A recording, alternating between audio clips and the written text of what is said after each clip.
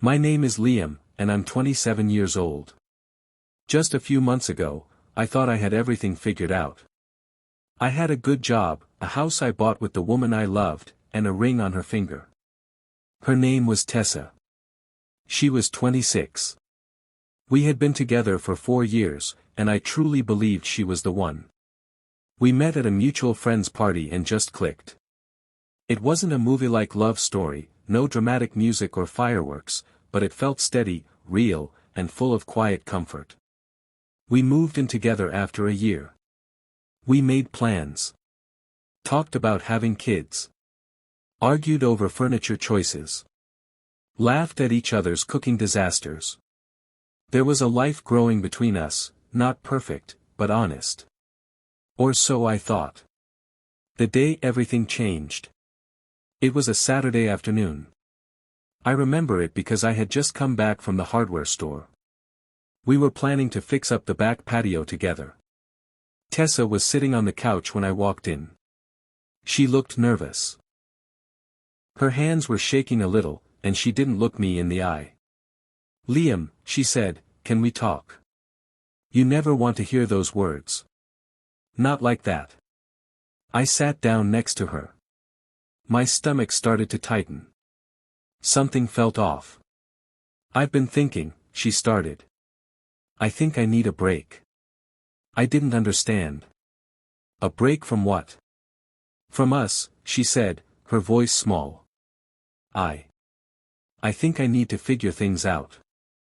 I've been talking to Dylan." Dylan. Her ex-boyfriend from college. The one who cheated on her, left her crying in the middle of winter, and made her swear she'd never go back. "You've been talking to Dylan?" I repeated, as if saying it would make it less real. She nodded. I need to know if there's still something there. If I don't explore it, I'll always wonder. That's when it hit me. She wasn't confused. She had already made up her mind. She just wanted my permission to leave without guilt. I didn't beg. I stared at her for a long moment. And then, I stood up. My voice was calm when I spoke. "If you're not sure about me after 4 years, then I'm sure I don't want to be with you." She looked surprised. Maybe she expected me to fight for her. To cry. To say I'd wait. But I wasn't going to compete with her past. "Take the break," I told her. "But don't expect me to be here when you come back. Cleaning up what's left." The next morning, I woke up early. I made coffee, sat down at our kitchen table, and opened my laptop. I listed our house for sale. It wasn't easy, every room had a memory. But I needed a clean break. I packed up her things. I didn't throw anything away. I'm not that kind of person. I folded her clothes, boxed up her books, and left the boxes neatly in the garage. No angry messages. No slamming doors. Just quiet goodbyes. Then I called a friend I hadn't seen in a while, someone I knew from college who worked at a company in San Francisco. We had talked before about an opening in their team. At the time, I wasn't ready to leave. Now I was. "Is that job still open?" I asked him. "Yeah," he said. "Want it?" "I do." Tessa's new reality. I didn't hear from Tessa for about 3 weeks. I assumed she was with Dylan. I didn't check social media. I didn't ask our friends. I wanted nothing to do with that chapter anymore. When she finally texted, it was late at night. "Tessa, hey. Just wanted to see how you're doing." I stared at the screen. My thumb hovered over the keyboard. I typed, "I'm doing well. Hope you are too." Then I deleted it. Instead, I just let the message sit there. Unread. Unanswered. The first weekend after she left was the hardest. I kept expecting to hear her car in the driveway. I'd catch myself reaching for my phone to text her when something funny happened, like I had done 100 times before. But then I'd remember, she didn't choose me. And I was done choosing her. I spent that weekend packing, cleaning, and getting things in order. The realtor was coming by Monday to take pictures of the house. I wanted it spotless. I wanted it ready to let go. Friends start to fade. Word spread quickly among our group of friends. Some reached out to check in, mostly to say they were sorry. Others avoided me, probably not knowing what to say. One friend, Sarah, who had always been close to both of us, sent me a long message. "I'm really sorry, Liam. I didn't see this coming. You deserved better." And for what it's worth, I told Tessa she was making a mistake. That message meant more than she knew. Tessa had always been someone people liked. Smart, warm, charming in the way that made people want to be around her. But I guess charm doesn't always mean loyalty. Life in boxes. I found a photo of us while packing, from the day we moved into the house. We were smiling, sweaty, holding a "sold" sign and a half-eaten pizza. For a second, it made me ache. Not for her, but for the version of her I used to believe in. I kept the photo. Not because I wanted to remember the relationship, but because I wanted to remember the lesson. Sometimes people who say "forever" only mean "for now." West Coast, New Coast. 3 weeks later, I moved. San Francisco was everything I needed: loud, fast, full of strangers and sunlight. The job was intense but exciting. My new apartment was smaller but had a view of the bay. For the first time in years, I felt like I was building my life, not ours. I started running again. Joined a local boxing gym. Took cooking classes just to do something fun. Life felt lighter, even if it was still a little lonely. But lonely is better than feeling like an option. Meanwhile, from mutual friends, I started hearing bits and pieces about Tessa's life. Dylan turned out to be, well, Dylan. He showed up late, cancelled plans, still couldn't hold down a steady job. The spark Tessa was chasing flickered out fast. Their reconnection lasted barely a month. After that, she started reaching out more. A message on Instagram. A song sent over Spotify. A "hey" on a random Tuesday night. I didn't reply. Not out of spite, but because there was nothing left to say. The apology. One evening, maybe 2 months after I moved, she sent a long email. It wasn't dramatic or begging. Just quiet and sad. "I don't expect forgiveness. I just want to say I'm sorry. You didn't deserve the way I handled things. I made a mistake. I thought I needed to find something, but I was already losing everything that mattered. You were good to me, and I threw that away. I hope you're happy, Liam. Truly."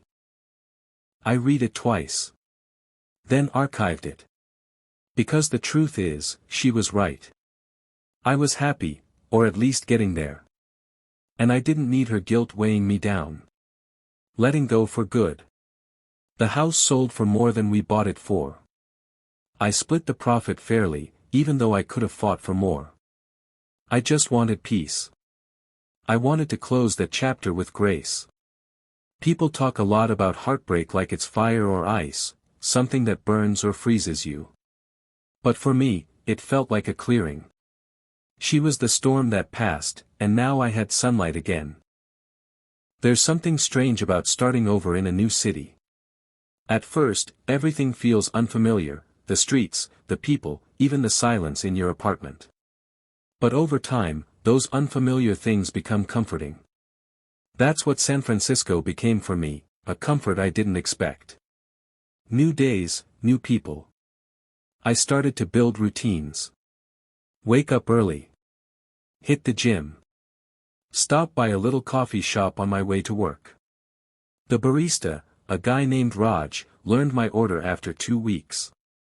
He'd nod and smile like we were old friends. That small connection mattered more than I realized. At work, I threw myself into the job. The team was sharp, driven. It was demanding, but it was the kind of challenge I'd been craving. Back home, I used to feel like I was working to build a future for us. Now I was doing it for me. I met new people, through work, the gym, the cooking class I stuck with, even though I still burn garlic half the time. There was no pressure, no rush to define things. I could just be Liam, not Liam and Tessa. Learning to be alone without feeling lonely. Nights used to be the hardest. That quiet after dinner, when you're brushing your teeth, turning out the lights, those were the moments where the absence felt loudest. But slowly, it got easier. I started journaling. Nothing deep, just thoughts from the day, quotes I liked, reminders to myself. One night, I wrote. You weren't abandoned. You were set free. And for the first time, I believed it. The message that didn't hurt. About 3 months after her last message, Tessa texted again. This one was short. I heard you moved. I'm glad you're doing well. I miss you. But here's the thing, when I read it, my heart didn't race. My hands didn't shake. I didn't feel hope, or pain, or even anger. I just felt calm. Because I didn't miss her anymore. I missed who I thought she was. And that version of her never really existed. So I didn't reply. Not to be cruel. But because that chapter was closed. Some doors don't need reopening, even if someone is knocking. A different kind of love. 6 months after moving, I met someone new. Her name was Maya. She wasn't loud or dramatic. She didn't sweep in like a storm. She came in like the morning sun, warm, quiet, steady. We met at the gym, of all places. She noticed I always wrapped my hands wrong for boxing class. I made a joke. She laughed. We ended up grabbing smoothies afterward. It wasn't instant fireworks. It was curiosity. And trust, slowly built. We took things slow. I told her everything, not in the first few weeks, but eventually. About Tessa. The engagement. The breakup. The way it ended. Maya didn't judge. She just listened. I'm glad you didn't settle, she said one night. Most people do. Her words stuck with me. What I know now. It's been almost a year since that day on the couch, the day Tessa told me she wanted a break. I think back to that version of myself. Shocked, heartbroken. Trying to stay calm while my whole future collapsed. He didn't know how strong he was. If I could talk to him now, I'd say. You'll be okay. Better than okay. You'll laugh again, real, belly-deep laughter. You'll wake up one day and not think about her first. You'll build something beautiful, not out of anger, but out of hope. You'll find peace. And you'll protect it like your life depends on it. Because it does. One last lesson. So here's what I'll leave you with, in case you're reading this and going through something similar. You are not a backup plan. You are not someone's maybe. You are not meant to be picked only after someone else fails. If someone can walk away from you, let them. Don't chase. Don't beg. Don't wait. Choose yourself. Heal. Grow. Move forward. Because someday, maybe not tomorrow, maybe not next month, you'll wake up and realize their betrayal wasn't your end. It was your beginning. And when that moment comes, you'll be grateful they let you go. Because you deserved more all along.